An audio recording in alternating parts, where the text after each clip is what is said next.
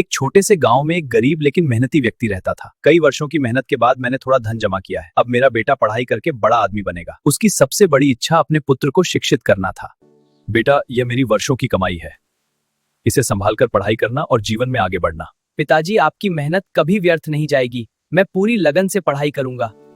पुत्र छात्रावास में रहकर मन लगाकर पढ़ाई करने लगा। मुझे पिताजी की मेहनत का सम्मान करना है। मैं दिन रात पढ़ाई करूंगा। उसके मन में केवल सफलता का सपना था। मुझे महाविद्यालय से समाचार मिला है, आपका बेटा बहुत बीमार पड़ गया है। क्या कहा आपने? मेरा बेटा बीमार है? मुझे तुरंत उसके पास जाना होगा। मेरे पास बस का किराया भी नहीं है, लेकिन मैं अपने बेटे को देखने जरूर जाऊंगा, चाहे मुझे पैदल ही क्यों न जाना पड़े। गरीब पिता दृढ़ निश्चय के साथ यात्रा पर निकल पड़ा। लंबा रास्ता और थका देने वाली यात्रा थी। बस थोड़ा और चलना है, मेरा बेटा मेरा इंतजार कर रहा होगा। पिता की ममता उसे आगे बढ़ा रही थी। शाम हो गई है और रास्ता भी बाकी है। रात के अंधेरे में यात्रा करना ठीक नहीं होगा। शायद इस गांव में मुझे रहने की जगह मिल जाए।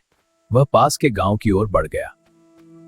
भाई, आप बहुत थके हुए लगते हैं। आज की रात आप हमारे घर विश्राम करें। आपकी दया के लिए मैं बहुत आभारी हूं। भगवान आपको सुख दे। रात गहरी हो चुकी थी और सब लोग सो गए थे। भगवान मेरे बेटे को स्वस्थ रखना। कल सुबह मैं अपनी यात्रा आगे बढ़ाऊंगा। लेकिन उसी रात एक अनहोनी होने वाली थी। आज तो अच्छा मौका मिल गया है। चोर चुपके से घर में घुस आया। यह संदूक लेकर मैं जल्दी भाग जाता हूं। और संदूक उठाकर भागने लगा। यह आवाज कैसी थी? कोई घर से भाग रहा है। शायद यह चोर है। मुझे इसे रोकना होगा।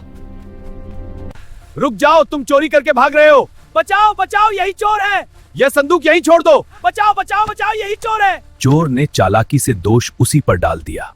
ये चोर कैसा है? यहाँ क्या हो रहा है? बचाओ, यही आदमी चोर है, इसने संदूक चुराया है। नहीं भाइयों, मैं चोर नहीं हूँ, मैंने इसे पकड़ा है। लेकिन चोर की चालाकी से लोग भ्रमित हो गए। यहाँ क्या हंगामा है? सब लोग शांत हो जाओ। चौकीदार जी, यही आदमी चोर है। मैं निर्दोष हूँ, मैंने तो चोर को पकड़ा था। तुम्हें सच्चाई अदालत में बतानी होगी। मैंने कुछ भी गलत नहीं किया है। मुझे केवल अपने बीमार बेटे के पास जाना था। सच्चाई अदालत में ही पता चलेगी। निर्दोष व्यक्ति को जेल में डाल दिया गया। अदालत की कार्यवाही शुरू की जाए। दोनों पक्ष अपनी बात स्पष्ट रूप से बताएं। महाराज, मैं निर्दोष हूं। अब सच्चाई सामने आने वाली थी। मैं अपने बीमार बेटे को देखने जा रहा था। रात को मैंने इस आदमी को संदूक लेकर भागते देखा। मैंने उसे पकड़ लिया था, लेकिन इसने मुझे ही चोर कह दिया। महाराज, यह आदमी झूठ बोल रहा है।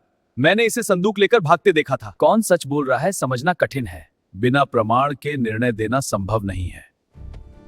यह मामला जटिल है। सत्य जानने के लिए हमें और समय चाहिए। तुम दोनों कल फिर अदालत में उपस्थित होना। न्यायाधीश गहराई से सोचने लगे। अगले दिन। जज साहब, एक महत्वपूर्ण समाचार है। 2 कोस दूर एक व्यक्ति की हत्या हो गई है। उसका शव राजमार्ग के पास पड़ा है। तुम दोनों जाओ और उस शव को तुरंत यहां लेकर आओ। मुझसे यह शव नहीं उठाया जा रहा। मैं बहुत कमजोर हूं, मैं इसे नहीं उठा सकता। तेरी वजह से मैं चोरी भी नहीं कर पाया। अगर तुम बीच में नहीं आते तो तुम्हारा यह हाल नहीं होता। अपनी हालत के तुम खुद जिम्मेदार हो। अगर तुम समझदारी दिखाते तो यह दिन नहीं देखना पड़ता। अब देखना मैं कैसे तुम्हें 3 साल की जेल करवाता हूं। चौकीदार का घमंड और अन्याय अब सबके सामने आने वाला था। जज साहब, मैं जीवित हूं। मार्ग में चौकीदार ने इस व्यक्ति को 3 वर्ष की सजा की बात कही थी और इसी ने चोरी भी की है। यह बात मैंने स्वयं सुनी है। अब सच्चाई सामने आ चुकी थी। सच्चाई अब स्पष्ट हो चुकी है। चौकीदार ने जल्दबाजी और अन्याय किया है। उसे कारावास की सजा दी जाती है और इस निर्दोष व्यक्ति को सम्मान सहित मुक्त किया जाता है। सत्य की जीत हुई, इसके लिए मैं ईश्वर का धन्यवाद करता हूँ। सच्चाई और बुद्धिमत्ता अंत में विजय दिलाती है। झूठ चाहे कितना भी शोर मचाए, अंत में जीत हमेशा सत्य की ही होती है।